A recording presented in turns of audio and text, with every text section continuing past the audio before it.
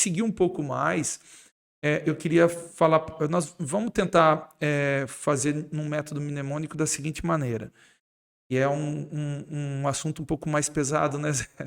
Toda vez que a gente fala em avanço da medicina e avanço de tratamento, se torna um pouco mais pesado. Nós vamos tentar dividir de algumas maneiras, em especial o tratamento da doença localizada, o que mudou, depois a recorrência bioquímica, a recorrência pós-rádio e cirurgia, depois a doença metastática sensível à castração, a doença metastática resistente à castração, e na resistente à castração a gente vai abrir lá 4 linhas. Uma que sem tratamento com novos agentes, uma outra com tratamento com novos agentes, que aí você faz a linha de quimioterapia, e aí uma outra que tenha sido feito com tratamento com novos agentes, com quimioterapia, mas que não tem alteração genética, e uma última frente e tenha feito já tratamento com os novos agentes antiandrogênicos, com quimioterapia, mas sim que tem alteração nos genes de reparo, tá? Esse é um método didático para a gente entender mais ou menos o que nós estamos falando. Não é? Você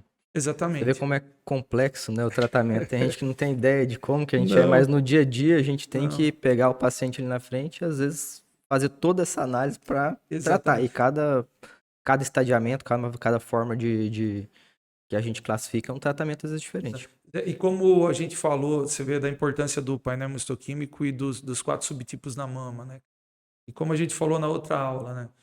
É muito complicado hoje você pegar um paciente que não tem o painel histoquímico e iniciar tratamento, independente Sim, da doença estar avançada ou não. Você sabe, ontem mesmo peguei uma paciente com doença avançada de mama que a gente não definiu quimioterapia nela porque não tem o painel. E é difícil explicar isso para a família. sim. Inclusive, eu tenho usado a nossa conversa aqui no podcast para falar, Para olha, dá uma olhada explicar, nisso aqui depois para você entender entender como melhor. funcionam esses subtipos. E na próstata não é diferente. É tudo do mesmo jeitão. Por que Uhum. eu não faço lá logo de cara quimioterapia como nos outros? O que está acontecendo? Geralmente na próstata a gente faz hormonioterapia antes, né? Porque a Uhum. doença é sensível e a gente consegue segurar. E aí vai tendo as progressões de linha se tiver necessidade. Bom, para a gente não avançar um pouquinho mais, e já iniciando nos avanços propriamente dito, vamos falar então, como já disse, as frentes que a gente vai pegar, vamos falar sobre o tratamento de doença inicial. Então, antigamente a gente tinha na cabeça assim que doença inicial era cirurgia ou radioterapia e etc. E toca-se a vida, né? Um Sim. grauzinho um pouco mais intermediário, você fazia a radioterapia, O depois hormônio. hormonoterapia, e aí sim doença metastática entrava com quimioterapia, era assim.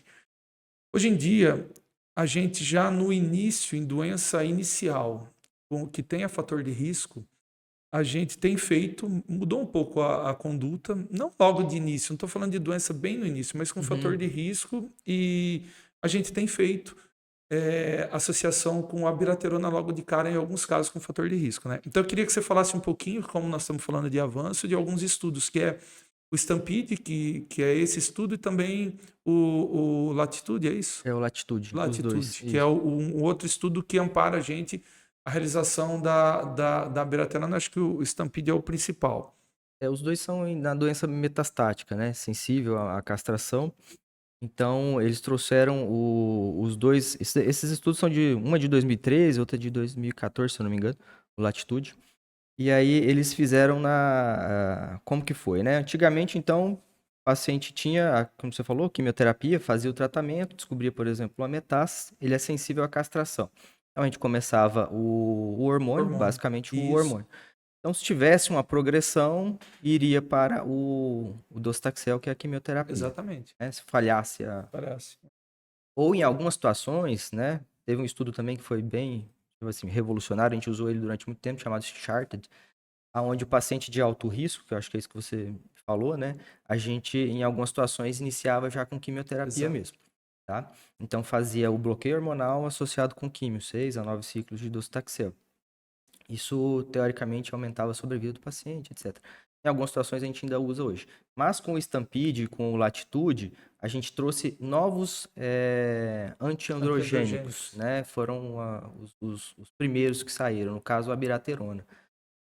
O que que significa? Você deixou de fazer quimioterapia e passou para o comprimido, como eu Sim, estava falando. Foi a mesma coisa que aconteceu mais ou menos no câncer de mama, que a gente discutiu aqui, exatamente, né? discutimos. Como os novos inibidores de ciclina. Então, a gente teve no câncer de próstata esse avanço que são os novos antiandrogênicos via oral. Então, viu-se que inclusive havia melhora na qualidade, tanto na qualidade de vida quanto na sobrevida em quem usava, né? Então, passou-se a deixar a quimioterapia um pouquinho mais para frente, no paciente que era sensível à castração ainda. Então, a gente ainda usa, e de lá para cá, os avanços vieram mais ou menos nessa mesma linha, com esses novos antiandrogênicos que foram começando a ser testados em diferentes situações, né? Exatamente. Mas o grande diferencial, acho que foi esse estudo inicial, foi esses dois estudos, tanto o Latitude quanto o Stampede. E aí, hoje, em doença inicial, às vezes, dependendo do caso, como disse, a gente já começa com os novos antiandrogênicos, né? Então, em doença inicial, em alguns casos restritos, quando tiver um grande fator de risco. Então, existe esses estudos, como você disse, que depois vão sendo feitas adaptações. Assim como aconteceu na imunoterapia com a mama, né? Sim, Se exatamente. iniciou lá em doença metastática e hoje a gente Vai trazendo vai para. trazendo e a gente faz já em doença avançada, obviamente, não doença inicial, mas como você já entra como primeira linha, o que dá uma resposta patológica maior, né? Câncer de próstata, o que é interessante a gente falar assim é que ele tende a ser uma doença mais indolente. O que que é a doença indolente? Ele não é tão agressivo, por exemplo, quanto o câncer de mama tende a ser.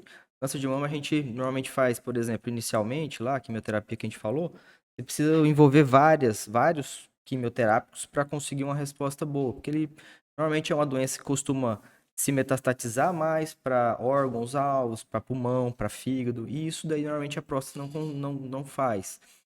Via de regra, ontem eu fiz uma aula e estava explicando para o pessoal. Nos Estados Unidos, por exemplo, 70% dos tumores lá são diagnosticados em fase de próstata, são diagnosticados em fase inicial.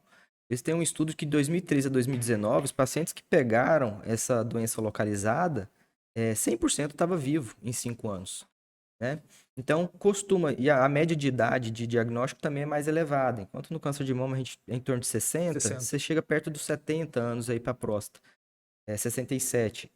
A média de óbito na próstata é 80 anos. Então você vê que o paciente convive muito tempo com Com a a doença. doença, porque a É. doença tende a ser mais indolente. Então por isso que a gente tem menos quimioterapia para fazer no câncer de próstata. Ele é mais com. A gente usa muito remédio antiandrogênico, que a gente fala. Que é o antiandrogênico? A testosterona é o que alimenta, vamos dizer assim, em termos básicos, para a população que está atendendo, está assistindo, entender melhor. O tumor de próstata, via de regra, ele se alimenta da testosterona, vamos dizer assim. Então, os antiandrogênios antigos, que é aquele que a gente faz a injeçãozinha e tudo, ele bloqueia o O hormônio. Zoladex, o Isso. Lupron. Ele bloqueia a testosterona, teoricamente, isso tira o alimento do câncer, o câncer, teoricamente, vai morrer nessa situação. Algumas células são, às vezes, independentes desse hormônio, e elas começam a aumentar, e lá na frente pode ter uma recidiva. Esses novos remédios, eles ajudam nisso também, não é quimioterapia. Esses novos antiandrogênicos que a gente está falando aqui.